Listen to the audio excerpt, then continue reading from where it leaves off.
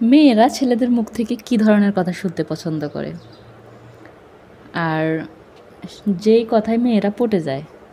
প্রথমত একজন ছেলের কাছ থেকে একটা মেয়ে স্বামীর কাছ থেকে স্ত্রী শুনতে চায়।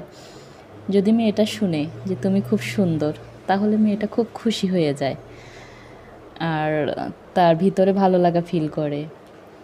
কারণ একটা মেয়ে চায় যেন সে তার শখের পুরুষটার কাছে সে সবসময় সুন্দরী হয়ে থাকে। তো 2 নাম্বারের মধ্যে হচ্ছে যে তুমি আমার জীবনের প্রথম নারী। এই কথাটা শুনলেও মেয়েরা অনেক অনেক খুশি হয়। কারণ একটা মেয়ে সবসময় চায় তার স্বামীর কাছে শুধুমাত্র প্রথম নারী হয়েই থাকতে, ভালোবাসা পেতে। তারা এটা শয়নে স্বপনে সবসময় চিন্তা করে। আরেকটা দিক হচ্ছে ছেলেরা বলবে যে আমি তোমাকে সবথেকে বেশি ভালোবাসি।